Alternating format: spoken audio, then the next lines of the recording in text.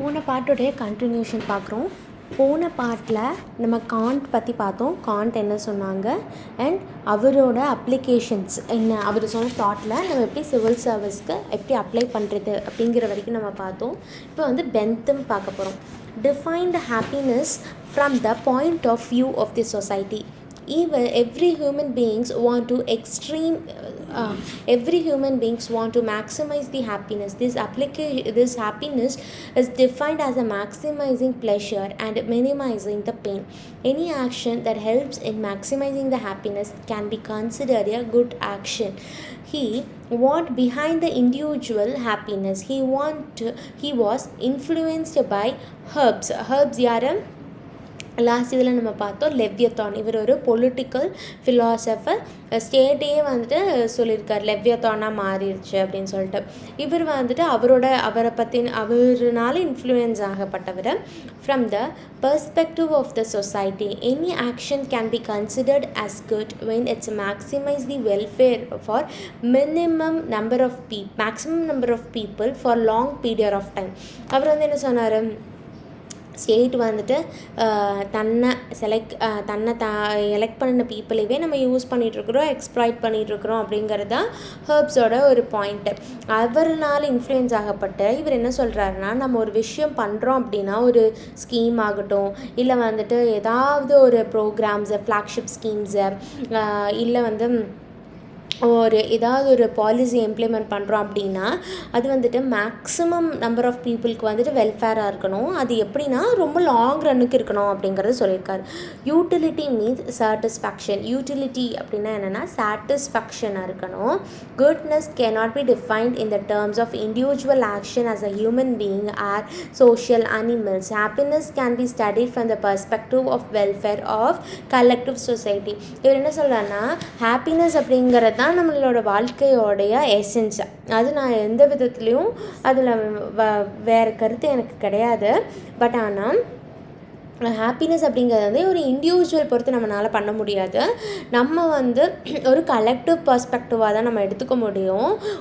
நிறையா பேர்த்துக்கு அது வந்துட்டு ரொம்ப நம்ம ஒரு செயல் பண்ணுறோன்னா அது நிறையா பேர்த்துக்கு ஹெல்ப்ஃபுல்லாக இருக்கணும். அட் த சேம் டைம் அது ரொம்ப காலகட்டங்களுக்கு ஹெல்ப்ஃபுல்லாக இருக்கணும். அந்த செயலை நம்ம பண்ணுறோன்னா அதுதான் குட்னஸ் அப்படின்னு வந்து சொல்கிறாரு. ஹாப்பினஸை நம்ம எப்படி அட்டைன் பண்ண முடியும்? குட்னஸ் மூலமாக தான் அட்டைன் பண்ண முடியும். அந்த குட்னஸ் வந்து எப்படி அட்டைன் பண்ணலான்னா, இண்டிவிஜுவல் பர்ஸ்பெக்டிவில் அட்டைன் பண்ணுவேன்.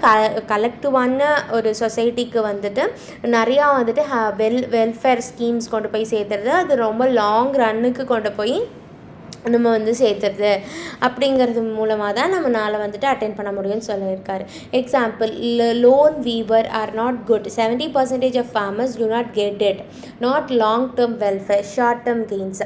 இவர் என்ன சொல்லியிருக்காருன்னா, ஒன் செகண்ட், இப்போ லோன் வந்துட்டு வீவர் பண்ணுறாங்க, தள்ளுபடி பண்ணுறாங்க, அது வந்துட்டு ஒரு நல்ல விஷயமா அப்படின்னு பார்த்தா கிடையாது அப்படிங்கிறது தான் இவரும் வந்துட்டு சொல்லியிருக்காரு. ஓகேப்பா. அடுத்து இது எப்படி டே டு டே லைஃப்பில் இம்ப்ளிமெண்ட் பண்ணலாம் அப்படின்னு பார்த்தா, application in daily life. We always face the ethical dilemma in day to day life where Bentham's criteria helps us to take decisions. நம்மளுக்கு வந்து எத்திக்கல் டைலமா இருக்கும். நம்மளுக்கிட்டேயே இப்போ ஏதாவது முடிவு எடுக்கணும் அப்படின்னா, இந்த முடிவு எடுக்கலாமா இல்லை இந்த முடிவு எடுக்கலாமா, இப்படி போனால் நல்லா இருக்குமா இல்லை அப்படி போனால் நல்லா இருக்குமா அப்படிங்கிற ஒரு டயலமா நம்மளுக்கு இருந்துக்கிட்டே இருக்கும். அந்த டைமில் நம்மளுக்கு வந்துட்டு பென்தம் வந்து ஹெல்ப்ஃபுல்லாக இருப்பார். இவரோட 2 விஷயம் என்னது, maximising the welfare of the people for long period of time, அதுக்கு வந்து ஹெல்ப்ஃபுல்லாக இருக்கும். அடுத்து வந்து application in the civil service. Whenever civil service frames and implement the policies, their criteria should always be utilitarian. It brings maximum welfare. Utility na நம்ம என்ன பார்த்தோம், satisfaction. Okay, it brings the maximum welfare for the maximum number of people for the long period of time. In developing society like India, where the resources are scarce, the resources should not be spent on the publicity schemes which brings a short term relief to the few people at the cost for the long term benefits for the smooth functioning of overall society. இது எப்படி நம்ம civil servant use பண்ணலாம் அப்படின்னா, நம்மக்கிட்ட இருக்கிற ரிசோர்ஸஸே ரொம்ப ரொம்ப கம்மியாக இருக்குது. கரெக்டாக அந்த டைமில் நம்மளுக்கு கம்மியாக இருக்கும்போது நம்ம பப்ளிசிட்டிக்காக இந்த ஒரு சில ஸ்கீம்ஸ் எல்லாம் நம்மளால் கொண்டு வர முடியாது. அந்த இருக்கிற ரிசோர்ஸஸை வச்சு மேக்ஸிமம் நம்பர் ஆஃப் பீப்புளுக்கு ஹெல்ப் பண்ணணும். அது எப்படி லாங் பீரியட் ஆஃப் டேர்முக்கு ஹெல்ப் பண்ணுற மாதிரி இருக்கிற ஸ்கீம்ஸ் தான் நம்ம கொண்டு வரணும். அந்த ஸ்கீம் கொண்டு வர வேலை யார்கிட்ட இருக்குது, இம்ப்ளிமெண்ட் பண்ணுற வேலை யார்கிட்ட இருக்குது, அப்வியஸாக பியூரோக்ரஸி கிட்ட இருக்குது. ஸோ இது வந்து சிவில் சர்வன்ஸ்க்கு இப்படி அப்ளிகபிள் பண்ணலாம் பெந்தமோட தாட்டை அப்படின்னு சொல்கிறாங்க. Next J.S. Mill.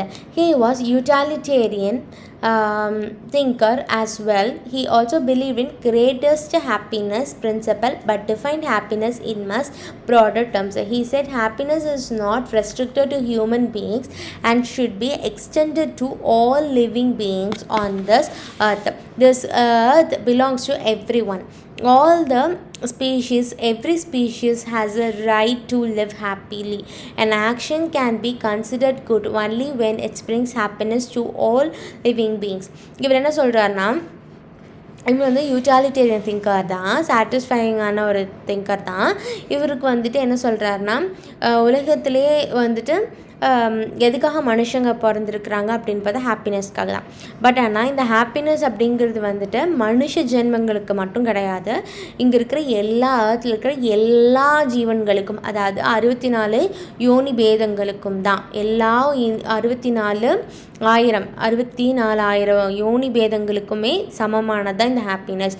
அதனால் இந்த எர்த் வந்து இவங்களுக்கும் ஹாப்பினஸ், இந்த எல்லா லிவிங் பீயிங்குமே ஹாப்பினஸாக இருக்கணும் அப்படிங்கிறது தான் வந்துட்டு ஹாப்பினஸ் அப்படிங்கிறத வந்து சொல்லியிருக்காரு. அது என்ன சொல்லியிருக்காருன்னு பார்ப்போம். For our happiness, we can't cause harm to other species on this planet. Example, Jallikattu. Philosophers based off environmental ethics protect ecological system, diversity and other species on this earth. The concept of vegetarianism has also been derived from this philosophy. Mills differentiated the quantitative components and qualitative nature of happiness. என்ன சொல்லியிருக்காருன்னா, இந்த happiness அப்படிங்கிற நம்மளோட ஹாப்பினஸுக்காக மற்ற உயிர்களை நம்ம harm பண்ணுறது அப்படிங்கிறது ரொம்ப தப்பு. ஃபார் எக்ஸாம்பிள் ஜல்லிக்கட்டு சொல்லியிருக்காரு. கல்ச்சர் அப்படின்னு சொல்லிட்டு நம்ம வந்து அந்த அனிமலை வந்து நம்ம துன்புறுத்துகிறோம். அது வந்து அந்தளவுக்கு அக்ரெசிவான ஒரு இது வந்து கிடையாது. அப்படின்னா அது நார்மல் டேஸ்லேயுமே அது அக்ரெசிவாக தானே இருக்கணும், கிடையாது. அதுக்கு வந்துட்டு மது அருந்து கொடுத்து அதை பிடிச்சி வாழை பிடிச்சி இழுத்து அடித்து அந்த வேகத்தில் அதை வெறி பண்ணி பண்ணுறதுங்கிறது ரொம்ப தப்பான ஒரு விஷயம்னு சொல்கிறார். என்விரான்மெண்டல் எத்திக்ஸ் இவர் தான் இது பண்ணார். கான்செப்ட் ஆஃப் வெஜிடேரியனிசம் அப்படிங்கிறத வந்து யார் கொண்டு வந்தாங்கன்னா J.S. மில் தான் வந்து கொண்டு வந்தார். இவர் வந்துட்டு குவான்டிடேட்டிவ் அண்ட் குவாலிட்டேட்டிவ்க்கு ரெண்டுக்கும் டிஃப்ரென்ஸ் வந்து சொல்கிறார். இது வந்து குவாலிட்டி அப்படிங்கிறது நம்ம குவான்டிட்டி வந்து பார்க்காம குவாலிட்டி ஒன்று இருந்தாலும் அது வந்து ரொம்ப குவாலிட்டியாக இருக்கணும் அப்படின்ற மாதிரி சொல்கிறாரு. குவாலிட்டேட்டிவில் தான் நம்ம வந்துட்டு நம்மளுடைய ஹாப்பினஸை மெஷர் பண்ணணும், குவான்டிட்டியில் கிடையாது அப்படின்னு சொல்கிறாரு. அடுத்து வந்துட்டு துர்க்கு, சோஷியலாஜிக்கல் ஃபிலாசபர். இவங்க வந்து யாருன்னா sociological philosopher, more interested in institutions called religion and its impact on ethics. He was a positive thinker, value neutral. Did God create human beings or vice versa? இதில் வந்துட்டு என்னென்னா, கடவுள் மனுஷனை படித்தாங்களா, மனுஷன் கடவுளை படித்தாங்களா அப்படிங்கிற ஒரு கேள்வி. ஓகேவா?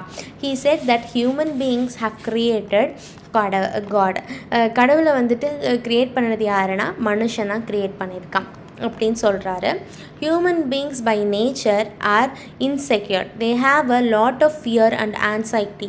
தே have created the god to provide them with the necessary mental strength to face day-to-day challenges. We need God for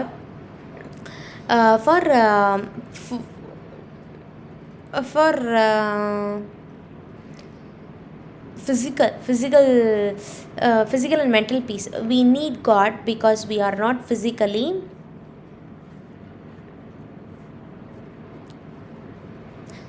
or mentally strong. Due to the uncertain life Once they created God, human beings created religion. Religion is used as an instrument for manipulation by the vast interest in the society to control, direct, and regulation the activities of their vast majority of followers. All religions are exploitative. No religion gives equal importance to women. Religion have been created by the men to continue their exploitative of women. Religion is the move or the faith created by the powerful vested interest in society. இவர் என்ன சொல்கிறாருன்னா, இவங்க வந்து actually sociological philosopher. ஓகேங்களா, இவங்க வந்துட்டு sociological philosopher. இவங்க வந்துட்டு கடவுள் ஹாப்பினஸ் அப்படிங்கிறது வந்துட்டு எசன்ஸ் ஆஃப் ஹியூமன் லைஃப் வந்துட்டு ஹாப்பினஸ் தான். இதில் இவங்க இன்னொன்று சொல்கிறாங்க என்ன அப்படின்னா, ஹியூமன்ஸ் தான் வந்து கடவுளை கண்டுபிடிச்சாங்களா இல்லை கடவுள் தான் வந்து ஹியூமன் பீங்ஸை கண்டுபிடிச்சாங்களா, க்ரியேட் பண்ணாங்களா அப்படிங்கிறது. இவங்க என்ன சொல்கிறாங்கன்னா, ஹியூமன் பீங்ஸ் தான் வந்து கடவுளை வந்துட்டு க்ரியேட் பண்ணாங்க. எதுக்காக அப்படின்னு பார்த்தா, ஹியூமன் பீங்ஸ் வந்து நார்மலாகவே பயந்துப்பாங்க, ரொம்ப படப்படப்பாக இருக்கும். அதனால இவங்களுக்கு ஒரு மென்டல் அண்ட் ஃபிசிக்கல் ஸ்ட்ரென்த் கொடுக்கணும் அப்படிங்கிறக்காக அவங்களே வந்துட்டு ஒரு கடவுள் அப்படிங்கிறத வந்து உருவாக்குனாங்க. அந்த உருவாக்கிட்டு அதையெல்லாம் மெயின்டைன் பண்ணுறதுக்கு ரிலீஜன் அப்படிங்கிறது வந்துச்சு. அந்த ரிலீஜன் மூலமாக மற்ற உமன்ஸ் ஆகட்டும் மற்ற செக்ஷன்ஸை வந்துட்டு அடிமைத்தனம் பண்ணாங்க அப்படிங்கிறது வந்து சொல்கிறாங்க. எந்த ரிலீஜனுமே வந்து இது இல்லை ஒரு டெவலப்மெண்ட்டை நோக்கி அந்த சொசைட்டியை கொண்டு போகிறதுல எக்ஸ்ப்ளாய்டேட்டிவாக தான் இருக்குது அப்படிங்கிறது சொல்கிறாங்க. அப்ளிகேஷன் இது எப்படி அப்ளை பண்ணலான்னா, we must develop the scientific temper and rationality in our society. We must adopt the positivity, value neutral manner. We should not be blinded by the religious customs and traditions. Humanity is more important than the God or religion. Prayer it not better religion than humanity.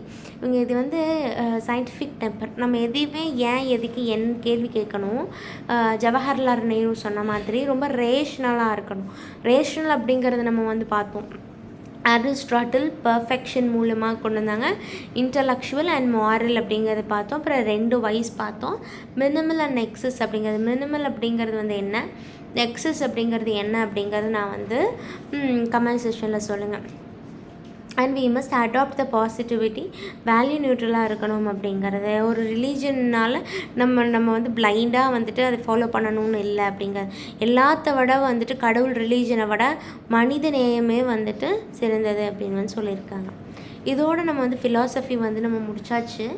அடுத்தது நம்ம பார்க்க போகிறது வந்துட்டு Indian or Hindu philosophy. Western philosophy முடிச்சாச்சு. Indian or Hindu ஃபிலாசபியில் Hinduism, Buddhism and Jainism அப்படிங்கிறத நம்ம வந்து பார்ப்போம்.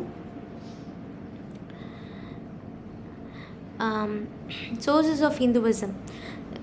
சோர்சஸ் எங்கேருந்து வந்தது ஹிந்து ஃபிலாசபி வந்து நம்ம எடுத்துருக்கோம் அப்படின்னு பார்த்தா 4 Vedas and Upanishads, Bhagavad Gita, Advaita philosophy of Adi Shankaracharya, modern டேஸில் விவேகானந்தர் அண்ட் காந்தி இவங்க கிட்டேருந்து நம்ம எடுத்திருக்கோம்.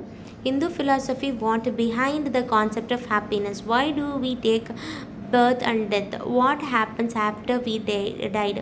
What should we do after we take birth? Believe in concept of reincarnation.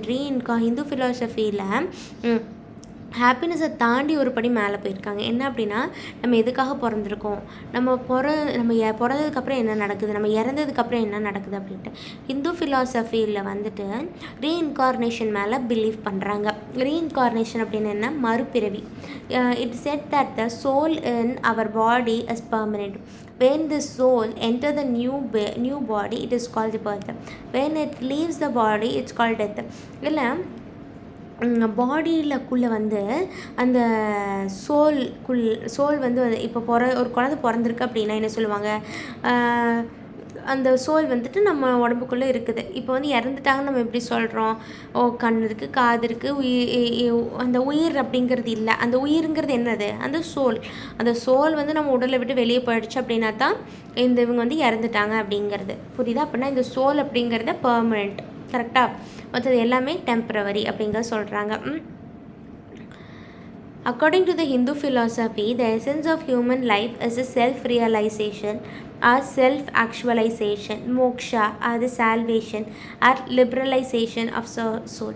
இப்போ ஹிந்து ஃபிலாசபி பொறுத்தளவுக்கு எசன்ஸ் ஆஃப் ஹியூமன் லைஃப் அப்படிங்கிறது என்ன அப்படின்னா நம்ம தன்னை அறிதல், நம்மளே அறிஞ்சிக்கிறது, அப்படின்னா செல்ஃப் ஆக்சுவலைசேஷன், அதாவது மோட்சம் அடைகிறது, சால்வேஷன் எல்லாமே ஒன்று தான், மோட்சம் சால்வேஷன். அப்புறம் இந்த உயிருக்கு, இந்த சோலுக்கு வந்துட்டு ஃப்ரீடம் கொடுக்குறது. ஃப்ரீடம்னா என்ன? பிறப்பு இறப்பற்ற நிலைமை கொண்டு போகிறது. அது வந்து இந்த சைக்கிள்குள்ளேயே சுற்றிட்டு இருக்கிறது. அது என்னென்னு நம்ம பின்னாடி வர நான் சொல்கிறேன். எப்படி இந்த பிறப்பு இறப்புலேருந்து நம்ம வெளியே போகிறது, அது எப்படி மாட்டிக்குது, அது எப்படி வந்து வெளியே கொண்டு போகிறது அப்படிங்கிறத பார்க்கலாம். ஹிந்து ஃபிலாசபி பொறுத்தளவுக்கு self realisation, self actualisation, moksha இல்லை சால்வேஷன், இதுதான் வந்து எசன்ஸ் ஆஃப் ஹியூமன் லைஃப் அப்படின்னு வந்து சொல்கிறாங்க. Liberalisation of soul. And it is also known as a coming out of the cycle of the birth and death. That is the ultimate liberalization of human soul. The human body should be used by the soul to achieve the objective of the salvation. This is called as an enlightenment. என்னென்னா human பாடியை use பண்ணிக்கிற இந்த சோலை எதுக்காக அப்படின்னா ஞானம் அடையிறதுக்கு. ஞானம் அடைஞ்சிருச்சு அப்படின்னா நம்ம அந்த ஞானத்தை கொண்டு வர பிரச்சனைகள் எல்லாம் நம்ம கரெக்டாக வந்துட்டு சால்வ் பண்ணுவோம். அப்படி சால்வ் பண்ணிட்டோம் அப்படின்னா நம்ம வந்துட்டு ஒரு இப்போ வந்துட்டு மனதுனால தான் நம்மளுக்கு வந்து நிறைய பிரச்சனை நடக்குது. இப்போ எப்படின்னா இதை கேளு, இதை கேட்காது, இதை பண்ணு, இது பண்ணாதுன்னு எது சொல்லுது? மைண்டு சொல்லிகிட்டே இருக்குது. அது எப்படி ஆஃப் பண்ணுறதுன்னு நம்மளுக்கு தெரிஞ்சிருச்சுன்னா நம்மளுக்கு ஈஸியாக வந்த பாதி வேலை முடிஞ்சுதா? அதுதான் சொல்கிறாங்க. அது எப்படி பண்ணணுன்றத ஹிந்து ஃபிலாசபியோட தெளிவாக சொல்லியிருக்காங்க. நான் அப்கமிங் கிளாஸஸில் எல்லாத்தையும் தெளிவாக சொல்கிறேன்.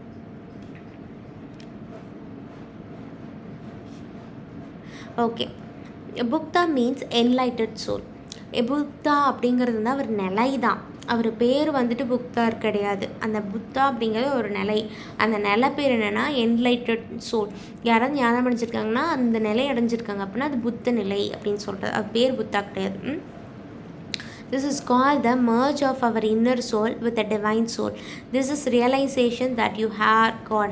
அதாவது என்லைட்டட் சோல்னால் என்ன அப்படின்னா நம்மளுடைய சோலை நம்மளோட இறை சக்தி கூட கொண்டு போய் மர்ஜ் பண்ணுறது. அது பேர் தான் வந்துட்டு என்லைட்மெண்ட் அப்படின்னு சொல்கிறது, என்லைட்டட் சோல்னு சொல்கிறது. ஹூ ஆம் ஐ அப்படின்றது. Ram went to the Valmiki to enquire about his identity. ராமாயணத்தில் ராமன் இருக்கார்ல, அவர் போய் வால்மீகி கிட்ட நான் யார் அப்படின்னு கேட்குறதுக்கு போயிட்டுருக்கார். ஓகேவா? True identity. In Hindu philosophy, try to answer this question. The objective of human life is finding about ourselves rather than finding happiness. என்ன சொன்னா நம்ம சந்தோஷத்தை போய் தேடுறதை விட நம்மளே கண்டுபிடிச்சோன்னா எப்பவுமே அந்த பிளிஷ் ஸ்டேட்லேயே இருக்கலாம் அப்படிங்கிறது தான் ஹிந்து ஃபிலாசபியில் சொல்லியிருக்கிறாங்க. The journey of human life is for being human beings to becoming and realizing God in our lifetime. நம்மளோட ஹியூமன் லைஃபோட ஜேர்னியில் ஹியூமன் பீயிங்ஸ் வந்துட்டு கடவுளை வந்து ரியலைஸ் பண்ணுறது, அதுதான் வந்துட்டு எசன்ஸ் ஆஃப் ஹாப்பினஸ்ன்னு சொல்கிறாங்க. ஆதிசங்கராச்சாரியா வந்து அட்வைத் ஃபிலாசபி சொல்லியிருக்காரு. ஆதிசங்கராச்சாரியன் கடவுள் வந்து ஃபஸ்ட்டு வந்துட்டு துவைத் அத்வைத், துவைத் ஏக் தோ, துவைத் அத்வைத். நம்மளும் கடவுளும் இனிஷியலாக அத்வைத் ஃபிலாசபியில் போனோம். அப்புறம் துவைத்து அத்வைத்து எல்லாமே ஒன்று தான் அப்படின்னு சொல்லியிருக்காரு. அத்வைத்தில் துவைத்தில் ஆரம்பித்து அத்வைத்தில் முடியணும். அப்போ இப்போ வந்து நம்ம தான் கடவுள் அப்படின்னு சொன்னால் நம்ம செய்யக்கூடிய எல்லா வேலையும் நம்ம செய்வோமா இல்லையா? அதனால நம்ம வந்துட்டு துவைத்தில் ஆரம்பித்து அத்வைத்தில் முடிக்கணும் அப்படிங்கிறாங்க. நம்மளும் கடவுள் வேறு, நம்ம அவர் கீழே தானே ஆரம்பித்தோம்னா அப்படியே நம்ம போய் கடவுளை இணைஞ்சிருவோம். அப்புறம் வந்துட்டு அத்வைத்தம் ஆயிடுவோம் அப்படின்றது சொல்லியிருக்காரு. இவர் வந்து அத்வைத் ஃபிலாசபியில் வந்துட்டு எக்ஸ்பிளைன் பண்ணியிருக்காரு எதுக்காக பிறந்திருக்கோம் அப்படின்னு சொல்லிட்டு. why do we have an emotions? நம்மளுக்கு எதுக்காக எமோஷன்ஸ் இருக்குது அப்படின்னு பார்த்தா, we have emotions and feelings because we believe that others are different from us. We want others to realize our effort. We want others to feel gratitude. As long as we live in this sense of reality, we can never attain salvation. Advait philosophy: the world we see in front of us is not a real Maya. This is not reality or non-reality. This soul in our body is the same as the soul in others body. So எதுக்காக நம்மளுக்கு emotion இருக்குது அப்படின்னு பார்த்தோம்னா, நம்ம என்ன நினச்சிக்கிறோன்னா, நம்ம அவங்களுக்கு ஏதாவது பண்ண உதவிக்கு வந்து அவங்க நம்மளுக்கு நன்றி சொல்லணும், இல்லை நம்ம வந்துட்டு செஞ்ச வேலைக்கு வந்து அப்ரிஷியேட் பண்ணணும் அப்படின்ற மாதிரி நம்மளுக்கு தோணுது. நம்ம என்ன நினச்சிக்கிறோன்னா, அவங்கக்கிட்ட இருக்க அவங்களும் நம்மளும் வேறு நினச்சிக்கிறோம். ஆனால் அவங்களும் நம்மளும் ஒன்று தான், சோல் ஒன்று தான். ஆனால் அவங்க வந்து எடுத்துகிட்டு வந்த கர்ம வினை வேறு, நம்ம எடுத்துகிட்டு வந்த கர்ம வினை வேறு. அதனால தான் இந்த மாதிரி நம்ம வந்து பிஹேவ் பண்ணிகிட்ருக்குறோம். அந்த ஆதிசங்கராச்சாரியா அத்வைத் ஃபிலாசபியில் சொல்லியிருக்காரு, நீங்கள் கண்ணு முன்னாடி பார்க்குற ஒரு லேப்டாப் ஆகட்டும், ஃபேனு, லைட்டு, காரு, பஸ்ஸு, ஒரு பிளான்ட்டு, உங்கள் கையில் இருக்கிற நெகம், கை, கால், ட்ரெஸ் எதுவுமே உண்மை கிடையாது. எல்லாமே மாயம். இது எல்லாமே மேடப் ஆஃப் ஆட்டம்ஸு. ஒரு கட்டத்துக்கு போயிட்டிங்கன்னா எல்லாமே வந்துட்டு ஒரு ஜோதி வடிவில், அதாவது ஜோதினா ஒரு நெருப்பு வடிவத்தில் தான் உங்களுக்கு தெரியும் அப்படின்னு வந்து சொல்கிறாரு. அடுத்தது, the body are different but the souls are same. நம்மளுக்கு எல்லாருமே, இப்போ நீங்களும் நானும் எல்லாருமே ஒன்று தான். ஆனால் உங்களோட பாடி டிஃப்ரெண்ட்டு, சோல்ஸ் எல்லாமே ஒன்று தான் அப்படின்றது வந்து சொல்லியிருக்காங்க. ஓகே, அடுத்தது example: reflection of sun in 100 different pots of water, but there are the only one sum. Peoples are not different from you. They are not reality. Once you realize this fact, you will not have an emotions. You will have only universal emotions. You will not be differentiate between people.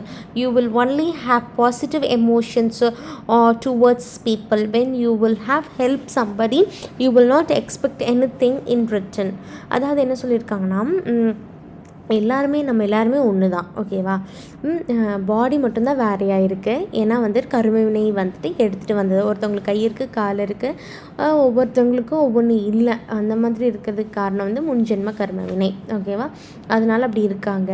அப்படி இருக்கிற மூலமாக அவங்க இந்த அம்மா அப்பாவுக்கு இவங்களோட தங்கச்சி, தம்பி, இவங்களோட அண்ணாவா இந்த குடும்பத்தில் இந்த ஊரில் பிறக்கணும் அப்படின்றது கர்மவினை. பட் ஆனால் சோல் எல்லாமே ஒன்று தான். இது வந்து உங்களுக்கு நல்லாவே ரியலைஸ் ஆகிடுச்சு அப்படின்னா நம்ம ஹெல்ப் பண்ணுவோம். ஏன்னா அவங்க கர்மவினை தீர்க்கறக்கு, அந்த கர்மவினை பாவம் புண்ணியம் 0 ஆனால் மட்டும்தான் இந்த லைஃப் சைக்கிள்லேருந்து நம்ம எஸ்கேப் ஆக முடியும். அந்த எஸ்கேப் ஆகணும் அப்படிங்கிறதுக்கு நம்ம ஹெல்ப் பண்ணுவோம். அவங்ககிட்டருந்து எதையுமே எக்ஸ்பெக்ட் பண்ண மாட்டோம். முதல்ல இதுலேருந்து ஃபுல்லாக வந்து எக்ஸல் ஆகி நம்ம போகணும், அவங்களும் வரணும் அப்படின்னு நம்ம நினைப்போம். எதுவுமே நம்மளோட நோக்கம் எல்லாமே அது மேலே இருக்கும். இதெல்லாமே இந்த தேங்க்ஸ் சொல்கிறது, எனக்கு ஹெல்ப் பண்ணுறேன்னுங்க அப்படிங்கிறது எல்லாமே நம்மளுக்கு வந்துட்டு ஒரு விஷயமாகவே தெரியாது. ஏன்னா நம்ம அட்டைன் பண்ணுறது மிகப்பெரிய ஒரு விஷயம். அந்த விஷயத்துக்காக நம்ம பண்ணும்போது இது வந்து ஒரு விஷயமாகவே நம்மளுக்கு தெரியாது அப்படின்னு வந்து சொல்கிறாங்க. Example: the mothers have unconditional love only when she loves all others. Children in the same way as she loves her biological children. அதாவது எப்படி இருக்குன்னா, மதர் அப்படிங்கிற தன்மைக்கு, அம்மா அப்படிங்கிற தன்மைக்கு, தாய் அப்படிங்கிற தன்மைக்கு தான் குழந்தைய மட்டுமே வந்துட்டு பார்த்துட்டு இருக்கிறாங்கன்னா அவங்க தாய் கிடையாது. எல்லா குழந்தையும் அவங்க குழந்தை மாதிரியே பார்த்துக்கிறாங்கன்னா அந்த தாயின் ஸ்தானம் அப்போ தான் வந்து முழுமைப்படுது அப்படின்னு சொல்கிறாங்க. இதுக்கு அடுத்த பார்ட் வந்து நெக்ஸ்ட் கிளாஸில் பார்க்கலாம்.